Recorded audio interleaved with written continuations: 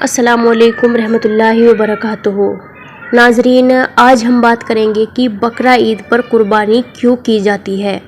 اس کی ایک بہت پیاری سی کہانی ہے جو آج ہم آپ کو بتائیں گے کہ قربانی کی سنت اللہ تعالیٰ نے کیوں عطا کی۔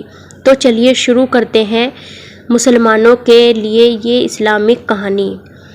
دیکھیے، آپ نے دیکھا ہوگا بقرہ عید پر دنیا بھر کے مسلمان قربانی کرتے ہیں، اور آپ نے کبھی یہ سوچا ہے کہ ایسا کیوں ہوتا ہے؟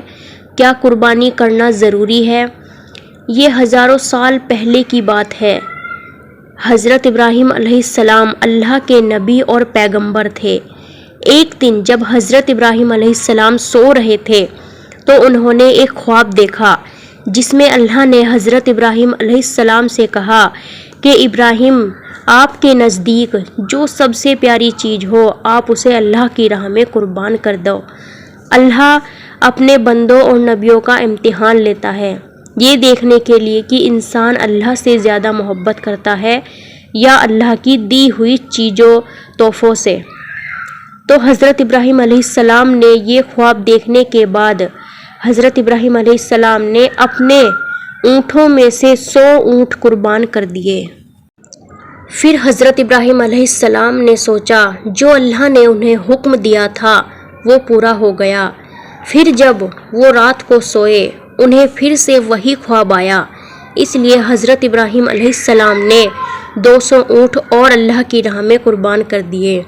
پھر جب وہ اگلی رات سوئے پھر سے انہیں وہی خواب آیا جس میں اللہ تعالیٰ نے انہیں سب سے قیمتی اور پسندیدہ چیز قربان کرنے کا حکم دیا تھا۔ اب حضرت ابراہیم سوچنے لگے کہ آخر اللہ ان سے کس چیز کی قربانی چاہتے ہیں۔ پھر انہوں نے سوچا کہ اس دنیا میں میرے لیے سب سے عظیم، سب سے قیمتی چیز میرا بیٹا اسماعیل۔ بہت دعاؤں کے بعد 80 سال کی عمر میں انہیں اولاد ہوئی تھی، اور وہ تھے ان کے بیٹے اسماعیل جو انہیں بہت ہی زیادہ عزیز تھے۔ اب حضرت ابراہیم علیہ السلام سمجھ چکے تھے کہ اللہ تعالیٰ نے ان سے ان کے بیٹے کی قربانی مانگی ہے، اور اللہ یہ دیکھنا چاہتا ہے کہ ابراہیم علیہ السلام اپنے بیٹے سے زیادہ محبت کرتے ہیں یا اللہ سے۔ ابراہیم علیہ السلام کے لیے یہ بہت بڑا امتحان تھا۔ اگلے دن حضرت ابراہیم علیہ السلام اٹھے اور اپنی بیوی حضرت حاجرہ کو کہا کہ ہمارے بیٹے اسماعیل کو نہلا کر اچھی طرح تیار کر دیجیے۔ حضرت ابراہیم علیہ السلام کی بیوی حضرت حاجرہ نے اپنے بیٹے کو بہت اچھے سے نہلا کر خوشبو لگا کر تیار کر دیا، اور حضرت ابراہیم علیہ السلام اپنے بیٹے کو لے کر ایک پہاڑ کی طرف روانہ ہو گئے۔ حضرت ابراہیم علیہ السلام یہ تکلیف بھرا فیصلہ کر چکے تھے کہ وہ اپنے بیٹے کی قربانی دیں گے، پر شیطان کو کیسے منظور ہوتا کہ کوئی اللہ کی اطاعت کرے۔ شیطان بھی اپنے کام پر لگ گیا کہ اسے کیسے روکوں۔ پھر وہ سیدھا حضرت ابراہیم علیہ السلام کی بیوی حضرت حاجرہ کے پاس ایک بزرگ کی شکل میں پہنچ گیا اور اس سے کہا کہ ابراہیم تمہارے بیٹے کو کسی دعوت پہ نہیں بلکہ اسے قربان کرنے کے لیے لے کے گئے ہیں۔ یہ سن کر حضرت حاجرہ بہت حیران ہوئی، پر وہ سمجھ گئی کہ ضرور اللہ کا حکم ہوگا، اور انہوں نے شیطان سے کہا کہ اگر اللہ نے حضرت ابراہیم کو ایسا کرنے کا حکم دیا ہے تو یہ ہماری خوش قسمتی ہے۔ یہ تو میرا ایک بیٹا ہے، اگر میرے اسماعیل جیسے 1000 بیٹے بھی ہوتے تو میں خوشی خوشی اللہ کی راہ میں انہیں بھی قربان کر دیتی۔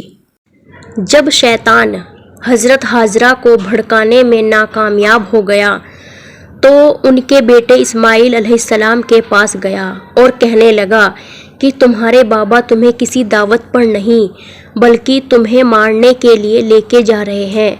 پھر اسماعیل علیہ السلام نے شیطان سے کہا کہ اگر یہ اللہ کا حکم ہے تو میرے لیے اس سے بڑی کیا خوشی ہوگی۔ یہ میرے لیے خوشی کی بات ہے کہ میں اللہ کی راہ میں قربان ہو جاؤں۔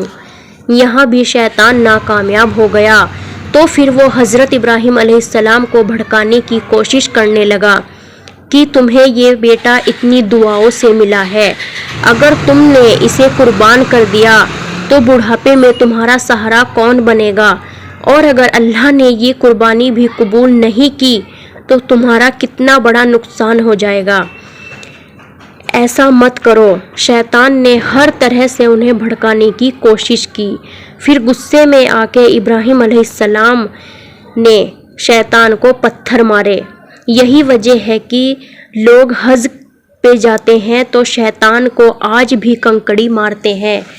شیطان کے جانے کے بعد حضرت ابراہیم علیہ السلام نے اپنے بیٹے کو ساری بات بتائی تو حضرت اسماعیل علیہ السلام نے فرمایا کہ بابا، اگر یہ اللہ کا حکم ہے تو مجھے یہ منظور ہے، آپ بس میرے ہاتھ پیر باندھ دیجئے اور اپنی آنکھوں پہ پٹی بھی باندھ لیجئے تاکہ آپ میری گردن پر چھری چلائیں تو آپ کو تکلیف نہ ہو اور آپ یہ کرنے سے مکر نہ جائیں۔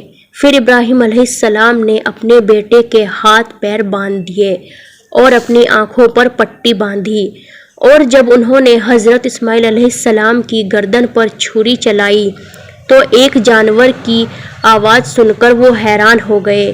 جب انہوں نے آنکھوں سے پٹی کھولی تو ایک دمبا جبھا ہوا تھا اور اسماعیل علیہ السلام ان کے پاس کھڑے مسکرا رہے تھے۔